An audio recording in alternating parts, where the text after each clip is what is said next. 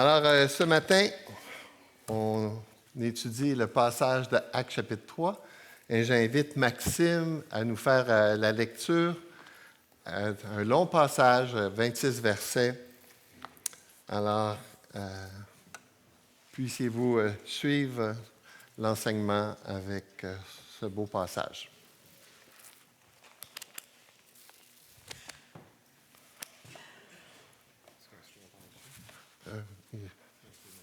Ah, oui. C'est bon? C'est bon? C'est bon? Je sais pas. Ça. Oui? OK. Donc, Acte 3, versets 1 à 26. Pierre et Jean montaient ensemble au temple à l'heure de la prière. C'était la 9e heure. Il y avait un homme boiteux de naissance qu'on portait et qu'on plaçait tous les jours à la porte du temple, appelé la Belle, pour qu'il demande l'aumône à ceux qui entraient dans le temple. Cet homme, voyant Pierre et Jean qui allaient y entrer, leur demanda l'aumône. Pierre, de même que Jean, fixa les yeux sur lui et dit « Regarde-nous ». Et il les regardait attentivement, s'attendant à recevoir d'eux quelque chose. Alors Pierre lui dit « Je n'ai ni argent ni or, mais ce que j'ai, je te le donne au nom de Jésus-Christ de Nazareth. Lève-toi et marche. » En le prenant par la main droite, il le fit lever, et au même instant, ses pieds et ses chevilles devinrent fermes. D'un saut, il fut debout et il se mit à marcher. Il entra avec eux dans le temple, marchant, sautant et louant Dieu. Tout le monde le vit marchant, louant Dieu. Il reconnaissait que c'était celui qui était assis à la belle porte du temple pour demander l'aumône. Et ils furent remplis d'étonnement et de surprise au sujet de ce qui lui était arrivé. Comme ils ne quittaient pas Pierre et Jean, tout le peuple étonné accourut vers eux au portique dit de Salomon. Pierre, voyant cela, dit au peuple, « Hommes, Israélites, pourquoi vous étonnez-vous de cela? Pourquoi avez-vous les regards fixés sur nous comme si c'était par notre propre puissance ou notre propre piété que nous avons fait marcher cet homme? Le Dieu d'Abraham, d'Isaac et de Jacob, le Dieu de nos pères, a glorifié son serviteur Jésus, que vous avez livré et renié devant Pilate, qui était d'avis qu'on le relâche. Vous avez renié le saint et le juste, vous avez demandé qu'on vous accorde la grâce d'un meurtrier, vous avez fait mourir le prince de la vie, que Dieu a ressuscité des morts, nous en sommes témoins. C'est par la foi en son nom que son nom a raffermi celui que vous voyez et connaissez. C'est la foi en lui qui a donné à cet homme cette entière guérison en présence de vous tous. Et maintenant, frères, je sais que vous avez agi par ignorance, ainsi que vos chefs, mais Dieu a accompli de la sorte ce qu'il avait annoncé d'avance par la bouche de tous ses prophètes, que son Christ devait souffrir. Repentez-vous donc et convertissez-vous pour que vos péchés soient effacés, afin que des temps de rafraîchissement viennent de la part du Seigneur et qu'il envoie celui qui vous a été destiné, Jésus-Christ, que le ciel doit recevoir jusqu'au temps du rétablissement de toutes choses dont Dieu a parlé anciennement par la bouche de ses saints prophètes d'autrefois. Moïse a dit, « Le Seigneur votre Dieu vous suscitera d'entre vos frères un prophète comme moi, vous l'écouterez dans tout ce qu'il vous dira. Et quiconque n'écoutera pas ce prophète sera exterminé du milieu du peuple. » Tous les prophètes qui ont successivement parlé depuis Samuel ont aussi annoncé ces jours-là. Vous êtes les fils des prophètes et de l'alliance que Dieu a traitée avec nos pères en disant à Abraham, « Toutes les familles de la terre seront bénies en ta postérité. » C'est à vous, premièrement, que Dieu, ayant suscité son serviteur, l'a envoyé pour vous bénir en détournant chacun de vous de ses iniquités. Vas-y, président. Maxime. Alors, je te remercie pour ta parole parce que tu t'es révélé au complet. Tu nous as donné toute l'information que tu voulais qu'on ait sur toi, tout ce que tu veux qu'on sache, tout ce que tu es. On va en apprendre plus dans l'éternité, mais tu t'es vraiment révélé à nous à travers l'Ancien Testament, avec toutes les promesses pour le Nouveau Testament, puis on a toutes les preuves de qui tu es, de pouvoir apprendre à te connaître. Je te remercie pour ton Fils qui est venu sur terre, qui a été crucifié, puis qui a reçu ta colère, Dieu, contre le péché, afin que nous, on puisse être pardonnés puis libérés du péché, en partie maintenant, mais pour toujours dans l'éternité. Je te prie aujourd'hui de mettre ton esprit sur Louis pour qu'il puisse nous parler de ce passage-là qu'on vient de lire, un beau passage du début de l'Église, de comment tu utilisais tes apôtres, tes envoyés, Pierre et Jean, pour montrer au peuple avec des signes que tu es Dieu, puis que c'est en toi qu'il faut croire et se détourner de nos voies pécheresses pour te suivre. C'est la foi en toi qu'il faut que tu produises en nous. En ton nom, Jésus. Amen. Ah ouais. Merci. Très bien. Alors, juste avant d'amorcer l'étude du passage, notre frère Pierre, non. Gérald, désolé, je vieillis puis je cherche les noms, a reproduit un signet qu'il appréciait beaucoup, et c'est vrai, c'est un petit signet, il les donne, et si il va être à la sortie, hein, Gérald, c'est ça? Tu en as avec toi? Alors, une belle façon, des bons principes pour lire la Bible, et on vous encourage à l'utiliser. Moi, tous les matins, hein, j'aime lire la Bible. Vous le savez, c'est une question de survie, donc c'est une belle habitude à développer aussi dans chacune de vos vies. Alors, la Bible parle de beaucoup de sujets. Essentiellement, elle nous donne tout ce qu'on a besoin pour être capable de vivre la foi, d'être capable de prendre des décisions. Elle ne parle pas sur tous les sujets, mais elle nous donne tous les outils, tous les principes avec lesquels on est capable de faire des décisions. Et c'est la même chose en ce qui concerne le salut, l'Évangile. La Bible nous donne clairement de quelle façon on peut être sauvé, qu'on peut avoir l'assurance de la vie éternelle. Et ce n'est pas parce qu'on est prétentieux, ce n'est pas parce qu'on est mieux que les autres. Et elle nous donne ces principes-là pour que ce soit clair, pour qu'on fasse une décision, comme dans le passage que nous avons aujourd'hui. Le passage 26 versets, un long passage, quand je l'ai préparé pour ce matin, j'ai passé au travers, parce que j'ai enseigné les Actes des Apôtres, j'ai prêché 4 dimanches sur ce passage-là. Alors, c'est pour vous dire qu'on va aller vite, et je suis désolé parce qu'on va voir des principes bibliques, des principes théologiques, et peut-être que vous auriez aimé que j'en parle davantage, mais vous allez avoir l'essentiel, puis vous allez être capable de me suivre quand même, malgré tout. On a vu ensemble que dans le livre des Actes, c'est la clé du livre, c'est la progression de l'Évangile dans une partie du monde orchestrée par le Saint-Esprit. Tout d'un coup, l'Évangile a commencé à se répandre comme une traînée de poudre. On a une partie du monde qui est couverte dans ce livre-là, mais c'est quand même comment est-ce que l'Évangile a débuté, comme Maxime a prié, comment est-ce que le Saint-Esprit est arrivé, comment est-ce que l'Église est née, et on a au travers ce récit historique les éléments nécessaires pour être capable, encore une fois, d'être capable de vivre l'Évangile et, comme Église, d'être capable aussi de suivre les principes qui sont enseignés. Le livre des Actes décrit l'expansion triomphante et joyeuse de l'Évangile, tirant sa puissance dans le Saint-Esprit, transformant des vies puis des communautés comme étant le plan et la continuation de l'œuvre de Jésus. On peut diviser le livre des Actes selon Actes chapitre 1, verset 8. « Mais vous recevez une puissance, le Saint-Esprit survenant sur vous, et vous serez mes témoins à Jérusalem, dans toute la Judée, dans la Samarie et jusqu'aux extrémités de la terre. » C'est pour ça qu'on peut diviser le livre des Actes de cette façon-là. Comme je le disais, c'est l'expansion de l'Évangile à Jérusalem, la Judée, la Samarie, jusqu'aux extrémités de la terre. Donc, on est présentement dans la première partie du livre, et depuis Acte 2, l'Église est née, le Saint-Esprit est venu, il a oint les croyants, le Saint-Esprit scelle les croyants d'une manière permanente. Dans l'Ancien Testament, le Saint-Esprit venait, partait. Le Saint-Esprit venait, partait. Dans la Nouvelle Alliance, le Saint-Esprit vient, fait sa maison chez le croyant, et il scelle le croyant, il est connecté au croyant pour l'éternité. À partir du chapitre 2, on a la prédication de l'apôtre Pierre. D'ailleurs, une prédication qui se ressemble étrangement au passage qu'on va étudier ce matin.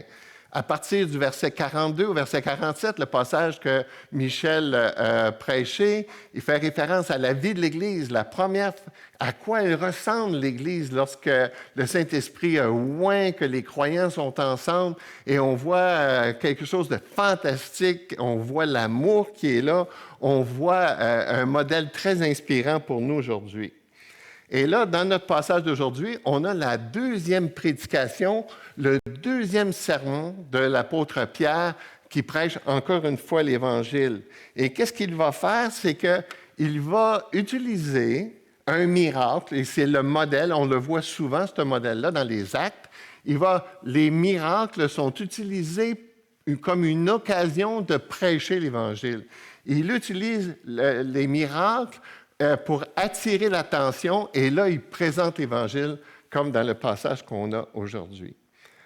Aussi, Maxime l'a souligné tantôt dans sa prière, Pierre et Jean sont des personnages importants dans l'histoire de l'Église, on les voit souvent. Ces deux associés, ils étaient même associés avant même leur conversion. C'était des personnes qui étaient privilégiées parce qu'elles se tenaient proches de Jésus, accompagnaient Jésus d'une manière plus personnelle, alors que les autres disciples ne sont pas toujours là. Et donc, ils sont nommés souvent ensemble. Et comme c'était la coutume, ils montent au temple. Et il faut comprendre qu'à ce moment-là, c'est tout nouveau l'Évangile. L'Église, c'est tout nouveau. Et là, comme début, l'Église vit beaucoup autour du temple. Ça va prendre des années avant que l'Église se détache du temple puis se détache des pratiques du judaïsme. D'ailleurs, ça va susciter beaucoup de tensions, beaucoup de discussions. Dans quelle mesure, qu'est-ce qu'on garde de l'Ancien Testament? Est-ce qu'il y a des choses qu'il faut amener dans la Nouvelle Alliance, tout ça? Et ça a amené beaucoup de tensions. Et comme je le disais, ça a pris des années avant que l'influence du judaïsme quitte l'Église. Et je dis quitte, mais même encore au travers de l'histoire de l'Église, il y a eu toujours encore des tensions, comme un exemple sur la question du sabbat. Il y a des églises qui croient qu'on doit pratiquer encore le sabbat. Peut-être un jour, on aura l'occasion de discuter de ça, mais je peux vous dire ceci simplement à l'égard du sabbat.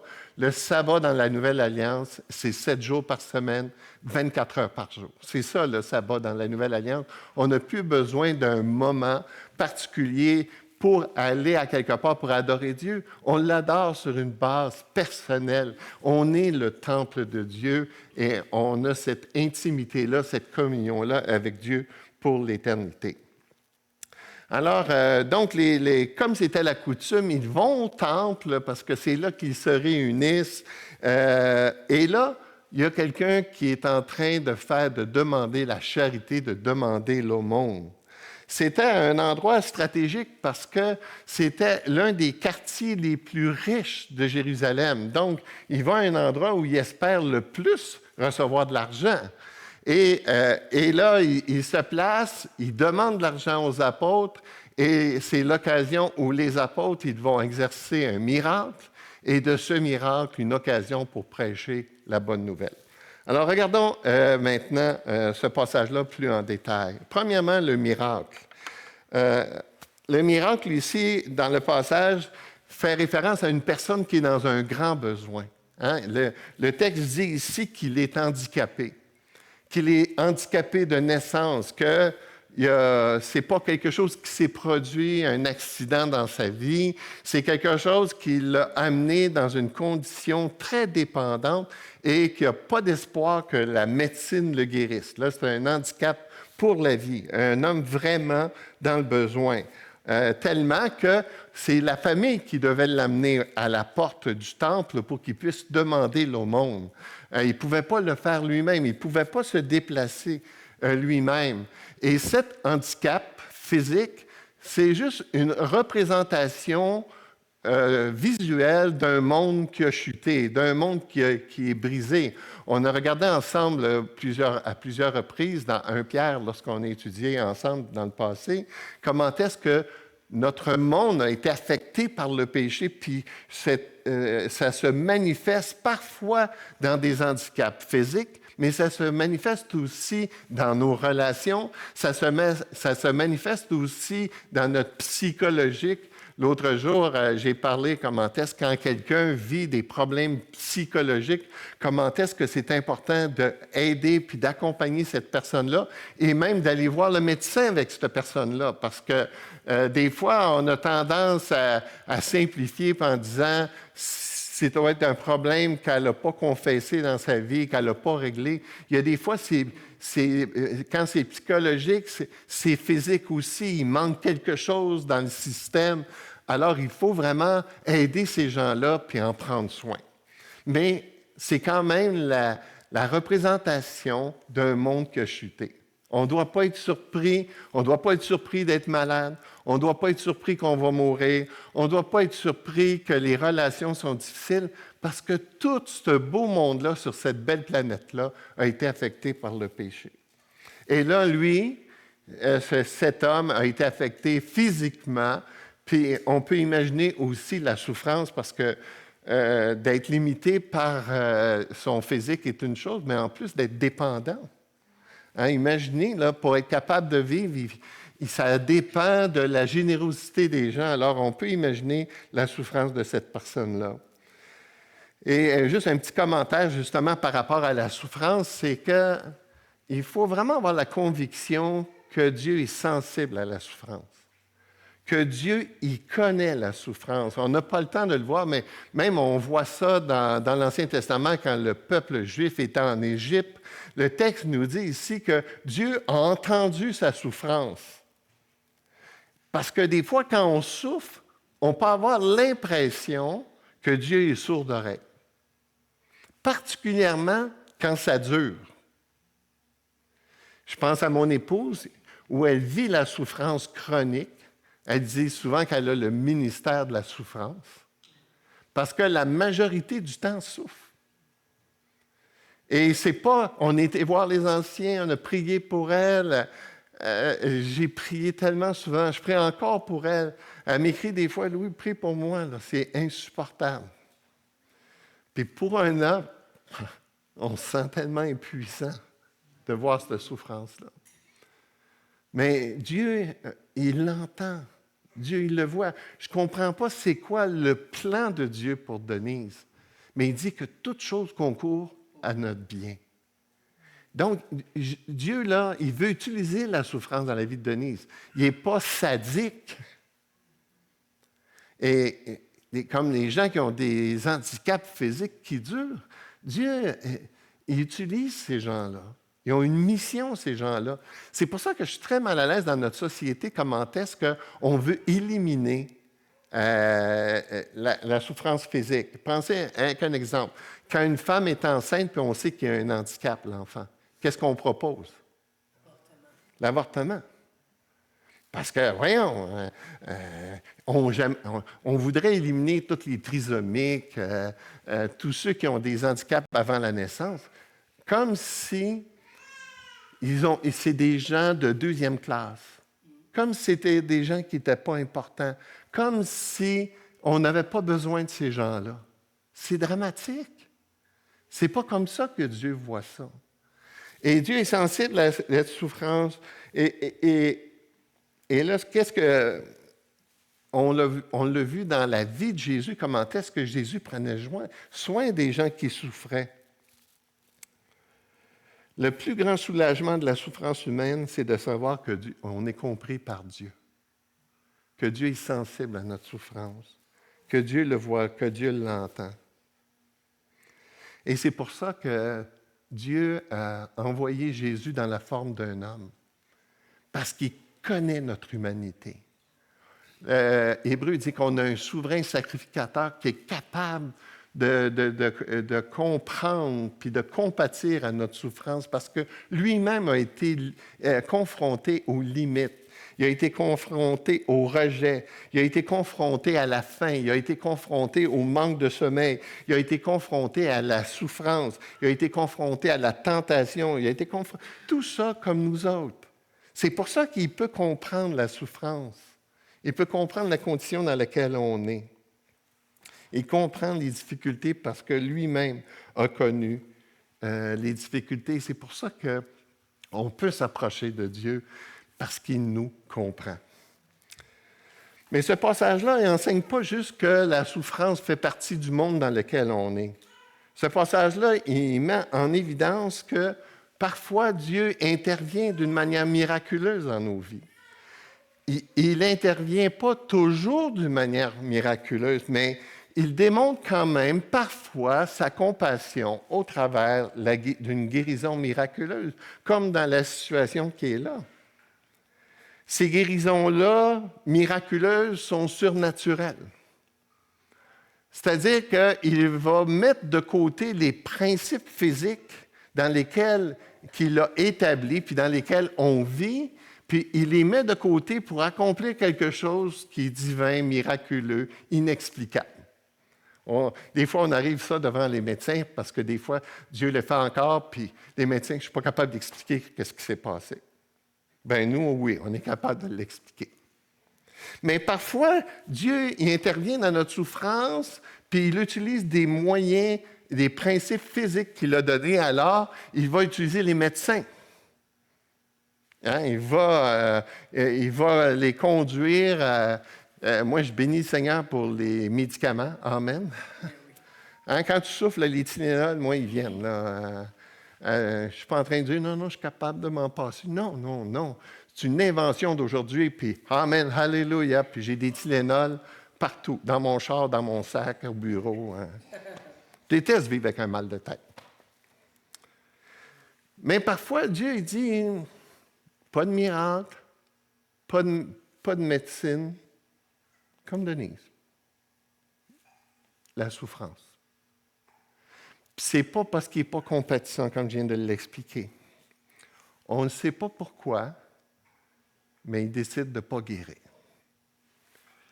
Puis, là, comme je l'ai mentionné tantôt, ça fait partie du monde dans lequel on vit. Donc, parfois, Dieu va utiliser les miracles comme ça pour démontrer, dans un contexte particulier, on l'a vu beaucoup dans la vie de Jésus, la compassion de Dieu. Mais les miracles aussi, Dieu les utilise d'une autre façon.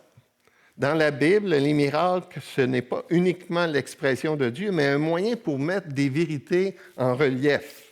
Par exemple, et on le voit beaucoup au travers de Jésus, multiplication des pains.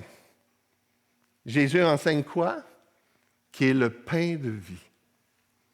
Que c'est lui qui apporte la nourriture spirituelle pour répondre aux besoins des hommes. Par la guérison d'un aveugle, il démontre qu'il est la lumière du monde, qu'il éclaire, qu'il délivre des ténèbres, du péché, de la mort. Chaque fois qu'il fait des miracles, il y a une vérité qui est attachée au miracle. Par la résurrection de Lazare, il prouve qu'il est la résurrection et la vie, qu'il délivre du plus grand fléau du grand ennemi, la mort. Donc, parfois, Dieu utilise les miracles pour mettre en évidence des vérités. Mais, troisième raison pourquoi Dieu utilise les miracles, non seulement pour démontrer sa compassion, démontrer des vérités, troisième, c'est pour confirmer l'autorité du prédicateur.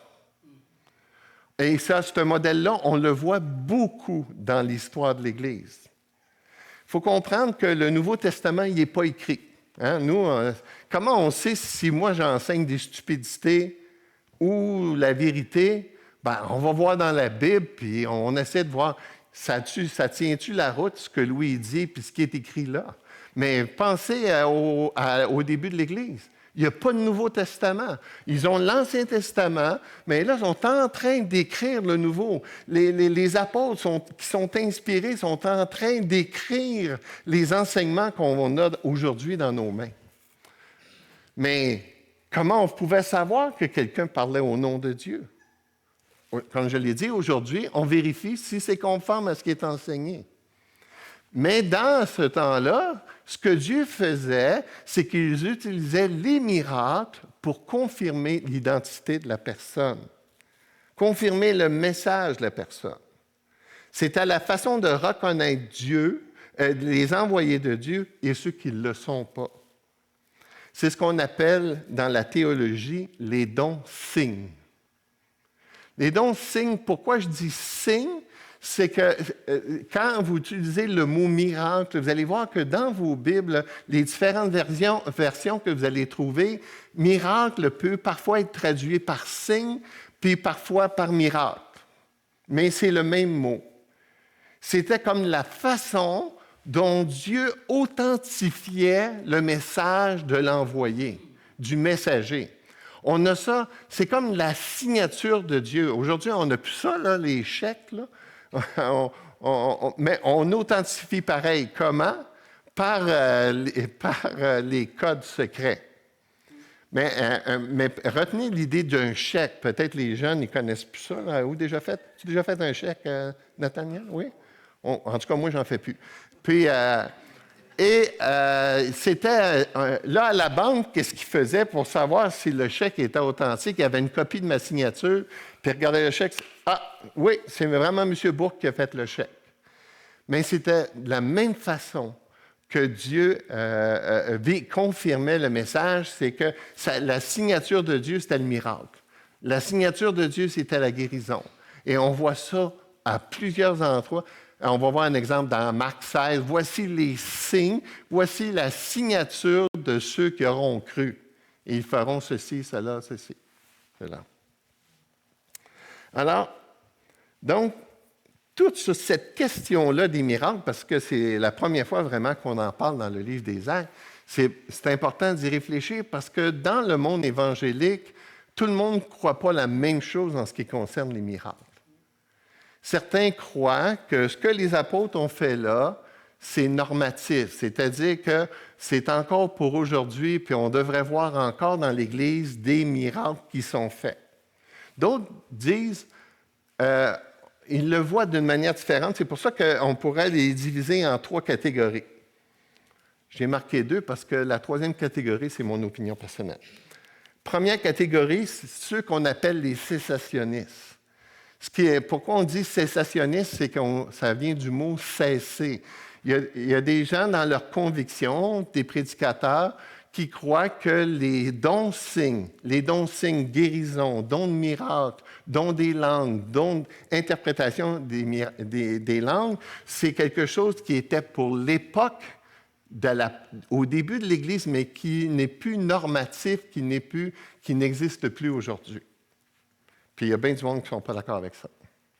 D'autres, justement, les non-cessationnistes qui croient que non, ça doit exister encore aujourd'hui, ça doit être pratiqué comme on le voit, comme on le lit dans le livre des Actes. Puis, il y en a d'autres comme moi, où moi j'appelle ça une position transitionniste. Il y a des gens qui vont dire, d'où ça sort cette affaire-là? Bien, c'est moi qui l'ai inventé, le mot. Ce que je dis, c'est que, à la lumière, puis vous allez voir pourquoi j'arrive à cette conclusion-là, sans dire que tous ces dons ont totalement ou partiellement disparu, Dieu peut encore aujourd'hui utiliser ces dons-là d'une manière exceptionnelle, mais ce n'est plus normatif. Ce n'est plus quelque chose qu'on voit comme dans les Actes des Apôtres, puis voici comment je suis arrivé à cette conclusion-là. Ce qu'on peut voir, c'est que, et puis ça c'est important, ce principe-là là, de théologie ou d'interprétation, là, vous devez le développer dans vos réflexes quand vous lisez la Bible. Quand vous lisez la Bible, par exemple, dans Acte 2, Michel nous a fait la lecture, les apôtres persévéraient dans l'enseignement des apôtres, dans l'enseignement des prophètes, dans la fraction du pain et dans les prières. Et là, ça c'est une partie du passage, mais dans le passage, c'est écrit aussi qui vendaient tous leurs biens pour mettre tout en commun. OK. Un peu plus loin, il dit qu'il y avait des miracles, des prodiges qui se faisaient à tous les jours. La question, c'est qu'est-ce qui est normatif? C'est-à-dire, est-ce qu'il y a quelque chose dans le passage qui est propre à l'époque où ces choses se produisent là? Ou est-ce qu'il y a des choses qui se produisent là qui devraient se produire encore aujourd'hui? Est-ce qu'on devrait tous vendre nos terrains puis nos maisons pour être tous en commun? Ça, il n'y a pas grand monde qui a cette position-là. C'est drôle. Ça, on dit non, non, non, mais un peu plus loin, quand il se faisait des miracles, ah oui, oui, ça, il faut l'avoir, ça. Alors, comment on fait pour prendre ces décisions-là? Mais Gene Getz, qui est un théologien, écrit ce qu'on appelle, ça, c'était, ça, je l'ai dit tantôt, ce qu'on appelle le test des 3 lentilles. C'est-à-dire que quand on a une décision à prendre ou quand on lit les Écritures, est-ce que ce qu'on lit est conforme à la volonté de Dieu? Qu'est-ce que Dieu dit? Laissez-moi vous donner un exemple. Un autre exemple que la vente des terrains. L'Église se réunissait dans les maisons. L'Église se réunissait dans les maisons. Est-ce que c'est normatif ou c'est contextuel? On voit que dans les Écritures, les chrétiens se réunissaient dans les maisons.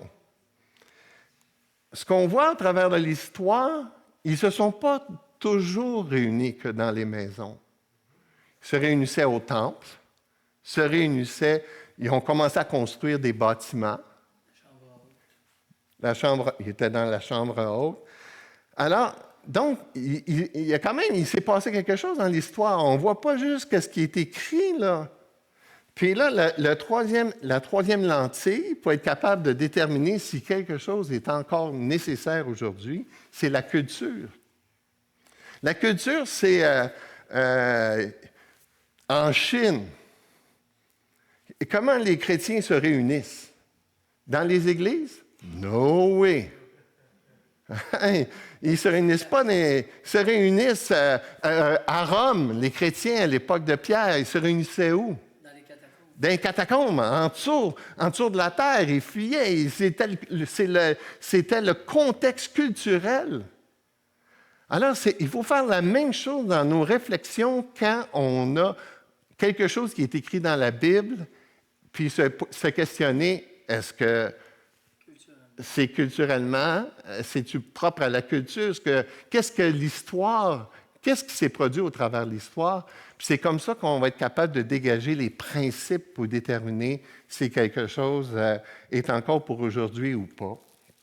Et si on revient avec la question des miracles, on le voit dans les Écritures, on voit des gens qui font des miracles.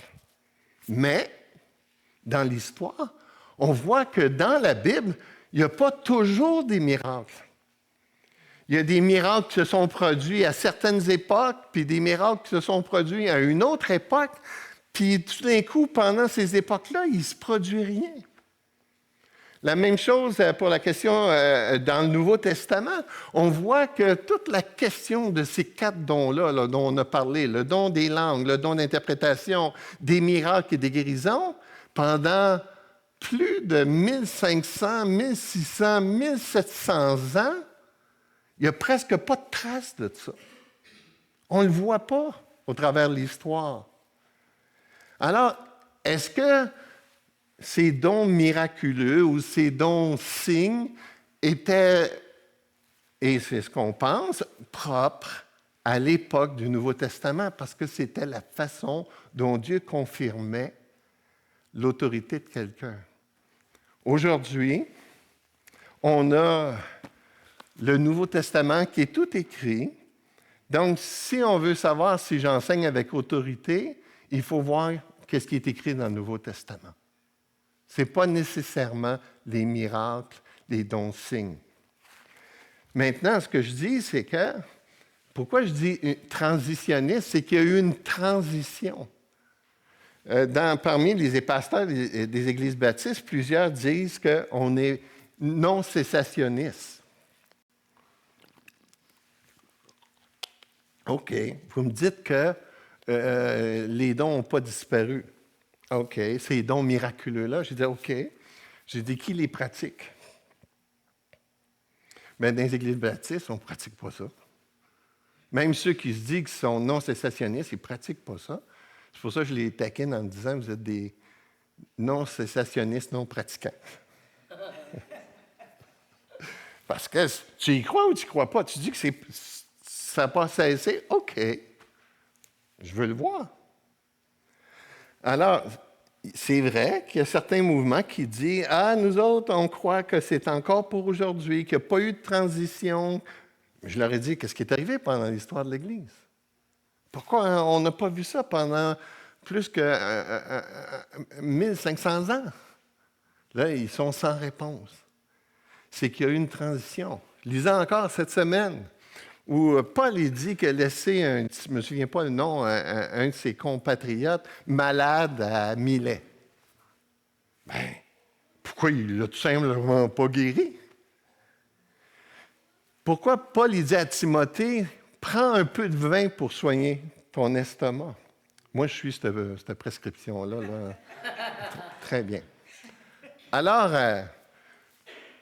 pourquoi il ne l'a pas guéri, son problème d'estomac? C'est qu'au fur et à mesure que le Nouveau Testament s'est écrit, il y a eu une transition qui s'est produite où l'utilité de ces dons-signes s'est avérée plus utile. Enfin, c'est ce que je crois. Alors, mais comme je l'ai déjà expliqué, Dieu au ciel va corriger ma théologie. Alors, je travaille et je sers avec des gens qui n'ont pas les mêmes convictions que moi. Mais si vous voulez savoir pourquoi ici on ne fait pas de séance de guérison, bien, voici la réponse. Nous, on croit qu'il y a eu un changement dans l'histoire de l'Église et que ce n'est plus nécessaire aujourd'hui. Mais malgré ça, Dieu, on prie encore pour des gens, puis malgré ça, Dieu il met de côté les principes physiques pour guérir quelqu'un. Amen. Alors donc, les apôtres ont fait cette guérison-là, et là, ça a été l'occasion de la prédication. Comme je le disais, ce modèle-là, on le voit beaucoup. Donc là, les gens, ils ont vu qu'est-ce qui s'est produit, et là, ça a attiré l'attention, forcément. Ce gars-là, il faisait longtemps qu'on le connaissait. Tout le monde savait qu'il était quêteux, qu'il était à la porte à chaque jour. Puis là, tout d'un coup, qu'est-ce qui se produit? Bien, il marche, il saute, puis il loue Dieu. Là, il ne sait pas, il marche tranquillement parce qu'il n'a jamais marché, là. Non, bang! Il marche! Tout d'un coup, les muscles de ses jambes sont affermis. Il sait comment marcher. C'est un miracle. Puis c'est pour ça que le texte dit ici, ils furent remplis d'étonnement. Wow, qu'est-ce qui s'est passé? Là? Il y a quelque chose qui sort de l'ordinaire. Et là, son auditoire, Pierre, était prêt à entendre le message. Le miracle avait accompli son rôle. Il était prêt à entendre et à recevoir le message de Dieu. C'est pour ça que Pierre introduit en disant « Pourquoi êtes-vous étonnés?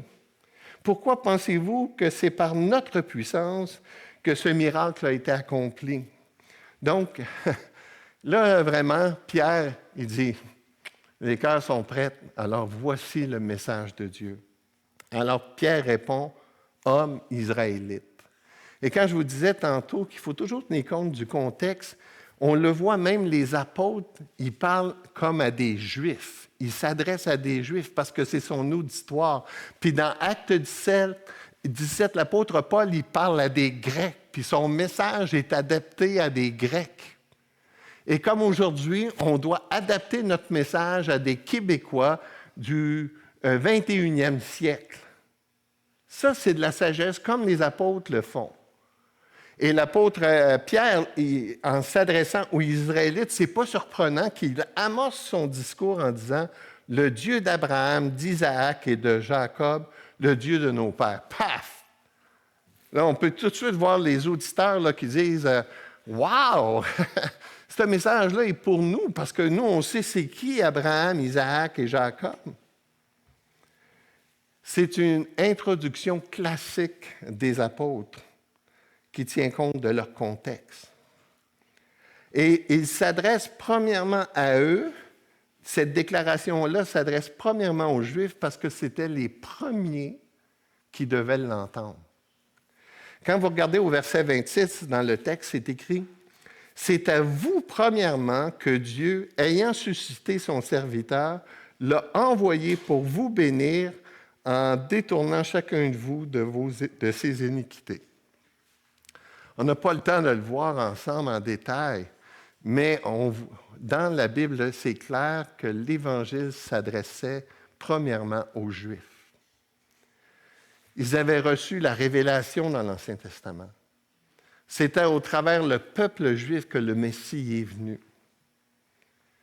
Et c'était les premiers qui devaient l'entendre. Puis ils ont fait quoi? Ils l'ont rejeté. Ils ont fait le sourd d'oreille. Il y a quelques Juifs qui se sont convertis. Mais c'est pour ça qu'on croit qu'au retour de Jésus, on croit à une conversion massive des Juifs, que là, finalement, ils vont reconnaître qui est Jésus. Alors, ce que Pierre y fait, il présente, quand je vous ai dit dans mon introduction, on retrouve clairement le plan du salut de Dieu. Le plan du salut de Dieu, c'est Jésus. Et ce que Pierre fait, c'est qu'il nous donne un tableau de Jésus, une mosaïque de Jésus. Il va ressortir 6 caractéristiques de Jésus à ses auditeurs. Voici qui est Jésus. Il ne parle pas de la pluie et du beau temps, il ne parle pas de choses secondaires, il parle de la principale personne concernée dans le salut, Jésus.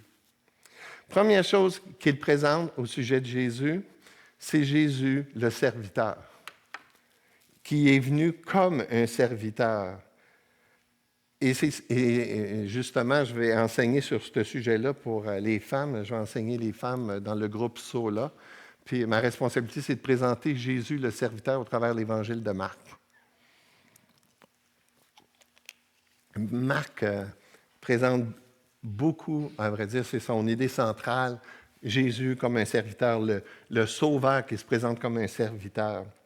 Et Ésaïe avait annoncé cela. Il avait dit, « Voici mon serviteur que je soutiendrai, mon élu, en qui mon âme prend plaisir. J'ai mis mon esprit sur lui. Il annoncera la justice aux nations. » Mon serviteur, celui qui est au service de Dieu.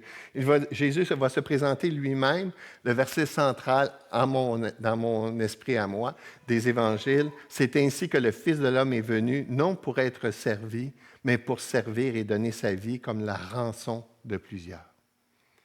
Qui est venu servir les hommes. Le Dieu, on peut penser à Philippiens chapitre 2, les versets 5 à 8, dans lesquels ils ayez les sentiments qui existent en Jésus-Christ. Parce que Jésus, lui, vraiment, Dieu s'est présenté comme un serviteur. Deuxièmement, il présente Jésus comme le Sauveur. Le nom de Jésus en grec vient de l'hébreu Joshua, qui signifie le Seigneur du salut. C'est le nom le plus utilisé dans le Nouveau Testament pour parler du Messie, Jésus le Messie, le Seigneur du salut. Lorsque l'ange a apparu à Joseph, il a dit au sujet de l'enfant, « Elle enfantera un fils et tu lui donneras le nom de Jésus. C'est lui qui sauvera son peuple de ses péchés. » Pas d'autre façon que d'être sauvé qu'au travers Jésus. Jésus est venu sauver les hommes de leurs péchés, mais ils n'ont pas voulu de lui. Et il ne voulait pas de ce genre de sauveur-serviteur. Il voulait un sauveur politique, un sauveur militaire qui était pour mettre les Romains dehors d'Israël. Non, ce n'est pas ça que Dieu a choisi. Mais alors ce Messie qu'ils ont rejeté, ils l'ont livré et renié devant Pilate. Mais c'est là qu'on était tous nous-mêmes, même si ce n'est pas nous à l'époque qui a fait ce geste-là. Encore aujourd'hui, les hommes et les femmes de notre époque rejettent Jésus, ridiculisent Jésus. J'ai rencontré quelqu'un vendredi, un ami de longue date, tout ça, puis il a bougé dans sa théologie, puis pour lui, là, la Bible, Jésus, le salut, c'est tout pour lui des inventions d'hommes. Mais oui, j'avais de la peine. J'avais vraiment de la peine. Parce que c'est un homme intelligent. Puis des fois, l'intelligence, là, c'est un cadeau empoisonné. Alors, donc, nous, tous les hommes, comme les Juifs, on a le même problème. On a tous besoin de se repentir puis de reconnaître que Jésus est vraiment le Messie, le Sauveur. Le premier pas vers le salut, c'est de se reconnaître coupable devant Dieu, comme on va le voir dans quelques instants. Troisièmement, il présente Jésus comme le juste et le saint. Et là, il dit, regardez-le, tournez les regards vers lui, c'est le juste et le saint. Pierre est en train de préparer son invitation à la repentance. Parce que Jésus, il est parfait. Parce que Jésus, il a la justice parfaite. Parce que Jésus est le mis à part de Dieu. Comme il écrit ici dans Hébreux 7, 26, il nous convenait en effet d'avoir un souverain sacrificateur, Jésus, comme lui, saint, innocent, sans tache, séparé des pécheurs, le plus élevé que les cieux.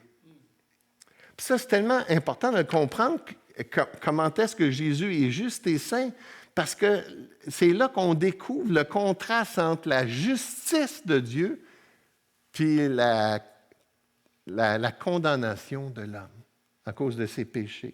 Si on n'est pas capable de voir ces deux éléments-là, il nous manque l'essentiel du salut.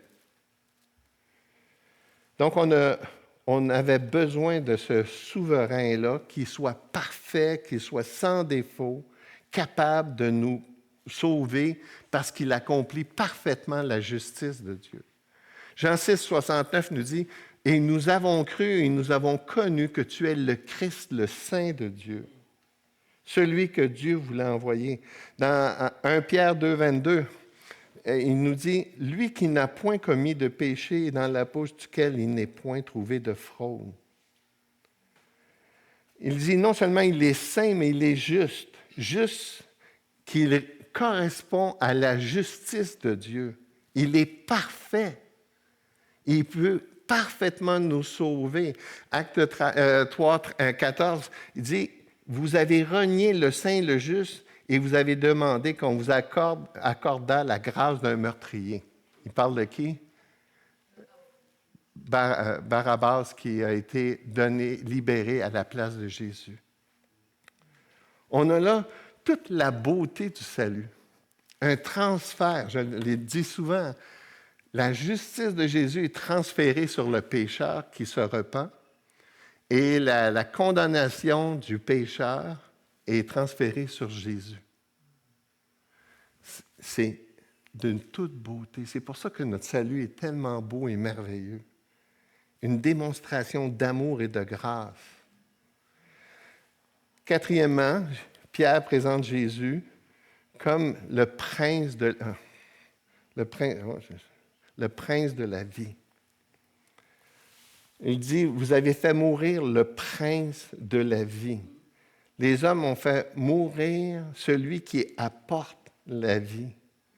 Ils ont fait mourir le prince de la vie, et là, il y a comme tout un contraste. Faire mourir le prince de la vie. Wow! Plusieurs fois dans le Nouveau Testament, on n'a pas le temps de le voir, mais il présente Jésus comme la source de la vie, la vraie vie. 1 Jean 5,15, je ne l'ai pas écrit, c'est ça. Il dit, et voici ce témoignage, c'est que Dieu vous a donné la vie éternelle et que cette vie est dans son Fils. C'est le Fils qui apporte la vie. Dans la prédication, dans Acte 2, il dit « Dieu l'a ressuscité en le délivrant des liens de la mort parce qu'il n'était pas possible qu'il fût retenu par elle. » Pourquoi? Parce qu'il est la vie. J'aime tellement ce beau passage-là, un de mes passages préférés, Jean 10, 10. Il est venu afin que ses brebis aient la vie et qu'elle l'ait en abondance. Tout en contraste. La mort, la vie. Et cinquièmement, il présente Jésus comme le Tout-Puissant. Il dit que soyez pas surpris qu'il y ait eu un tel miracle au milieu de vous. Pensez-vous que ça vient de notre piété, de notre puissance? Mais non, ça vient de Jésus. C'est Jésus qui avait la capacité de guérir cette personne-là. Et non seulement de guérir cette personne-là, mais de sauver quiconque se repent de ses péchés et reconnaît Jésus comme le Messie, le Sauveur. Sixièmement, il présente Jésus comme le Messie.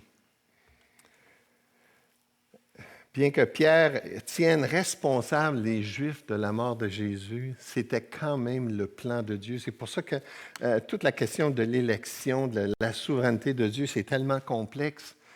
Quand Jésus annonce sa mort à ses disciples, il dit « Il fallait que le Fils de l'homme soit rejeté et mis à mort. » Il fallait, l'expression est tellement forte. C'est l'idée ici que c'était immuable, que c'était le plan de Dieu qui l'a décidé, puis c'est ça qui s'accomplit. Puis en même temps, Pierre, il dit « Vous êtes responsable de sa mort. » Incapable de mettre ces deux vérités-là ensemble. Alors, il est vraiment le Messie, celui par lequel on doit être sauvé. Ça, c'est sa prédication. Alors, il termine dans les derniers versets avec une invitation. Maintenant que vous savez qui est Jésus, maintenant que vous comprenez qui est Jésus et qu'est-ce qu'il a fait, qu'est-ce que vous allez faire avec ça? Mais il les invite à faire différentes choses. Premièrement, il les invite à la repentance. Comme dans Acte 2, on voit la même chose. La prédication apostolique à ceux qui ne sont pas sauvés comprend toujours, mais pas toujours, mais presque toujours la repentance. Acte 2, 38, « Repentez-vous et que chacun de vous soit baptisé au nom de Jésus-Christ pour le pardon de vos péchés et recevez le don du Saint-Esprit. » C'est quoi la première étape? Maintenant que tu comprends qui est Jésus, il faut que tu te repentes. La repentance, c'est la reconnaissance qu'on a des péchés, que ces péchés-là nous séparent de Dieu. Que les péchés sont le contraste entre la justice et la sainteté de Dieu. C'est une conviction de péché, que j'ai péché contre Dieu. Et pour que, on dit que l'Évangile, c'est la bonne nouvelle, pour comprendre que c'est une bonne nouvelle, il faut comprendre la mauvaise nouvelle. La mauvaise nouvelle, c'est que si tes péchés, tu ne te repens pas de tes péchés, tu es perdu et séparé de Dieu pour l'éternité. Mais que si tu confesses tes péchés, que tu reconnais que tu es un pécheur, que tu as brisé les lois de Dieu et que Jésus est venu pour te sauver, la bonne nouvelle, c'est que Jésus va pardonner tes péchés et te prendre avec lui pour l'éternité. Mais la bonne nouvelle est précédée par la mauvaise nouvelle. Et si on ne reconnaît pas qu'on est des pécheurs, qu'on est perdus, séparés de Dieu, on ne va pas comprendre la bonne nouvelle. Donc, c'est premièrement la repentance. Regretter, c'est regretter, et ça on pourra l'étudier aussi, comme par exemple dans 2 Corinthiens 7, quand il parle des deux types, 1 ou 2 Corinthiens 7, qui dit qu'il y a la vraie repentance selon Dieu, puis la fausse, ou la repentance selon le monde. Mais la repentance selon Dieu, c'est non seulement de regretter amèrement nos péchés, mais c'est un changement de direction, la conversion. La conversion, c'est ce qui suit la repentance. La repentance, c'est reconnaître ses péchés, et la conversion, c'est d'implorer le pardon de Dieu.